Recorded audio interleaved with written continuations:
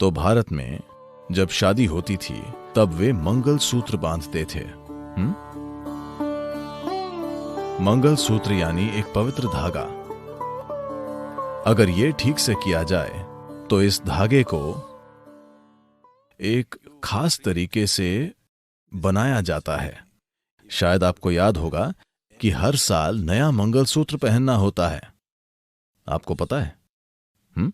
अब नहीं पहना जाता क्योंकि अब सोने की चेन पहनी जाती है।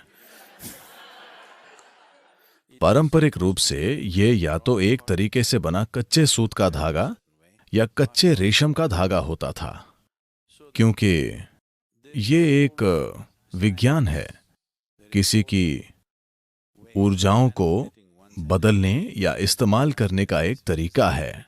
इस तांत्रिक तरीके में नाड़ियां शामिल हैं। आप नाड़ी का मतलब जानते हैं? हमने इसकी बात की है। 72,000 नाड़ियां। आपके सिस्टम से एक नाड़ी ली जाती है और एक नाड़ी आपके मंगेतर के सिस्टम से, फिर धागा तैयार करके बांध दिया जाता है। अब जिस पल आपके शरीर जुड़ते हैं तब केवल शरीर नहीं मिलते, तब दो लोगों की ऊर्जाएं भी जुड़ जाती हैं। इसे तोड़ा नहीं जा सकता। इसे तोड़ने के लिए आपको उन लोगों को भारी नुकसान पहुंचाना होगा, दो टुकड़े करने होंगे। शादियां ऐसे कराई जाती थीं। बचपन में ही उनकी शादी हो जाती थी। 8, 9, 11 साल की उम्र में उनकी शादी हो जाती थी, पर उन्हें ऐसे बांधा जाता था कि वे कभी दूसरों को देखने की जरूरत महसूस नहीं करते थे। बिल्कुल भी नहीं। ये आज के लोगों को भयंकर लग सकता है, पर मैं आपको समझाना चाहता हूं कि उस स्थिरता की वजह से उन्हें शक्ति मिलती थी और वे अपने जीवन में जो चाहे कर पाते थे, क्योंकि भावनाओं में असुरक्षा नहीं होती थी। यह भारत में एक नई चीज है, क्योंकि भावनाओं में असुरक्षा नहीं होती थी, क्योंकि बहुत स्थिर बंधन होता है।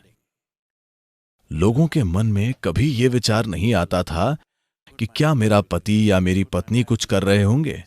ऐसा कभी नहीं होता था, क्योंकि वे अंदर से ऐसे बंधे होते थे। पर आज ये एक बेअसर रस्म बन गई है। आज भी कुछ शादियां जो मैंने करवाई हैं, हमने लोगों को ऐसे जोड़ा है और उनमें जबरदस्त तालमेल है। आप देख सकते हैं कि कैसे दो लोग एक बनकर जीते हैं, और दो लोगों के एक बन जाने में कितनी शक्ति है। इसमें जबरदस्त शक्ति है। तो हमने सोचा कि 2 पैर उतने स्थिर नहीं होते, 4 पैर हमेशा ज्यादा स्थिर होते हैं। तो हमने 2-2 पैर आपस में बांध दिए। 2 पैर ज्यादा। हमने साइकिल छोड़कर कार क्यों अपनाई? स्थिरता के लिए। हालांकि वो ज्यादा जगह लेती है, ज्यादा महंगी और प्रदूषणकारी है, पर हमने साइकिल की जगह कार चुनी, क्योंकि कार ज्यादा स्थिर है, उसे हमेशा संतुलित नहीं करना पड़ता। शादी भी ऐसी ही है, वरना आपको हमेशा संतुलन बनाना और कुछ न कुछ खोजते रहना पड़ेगा।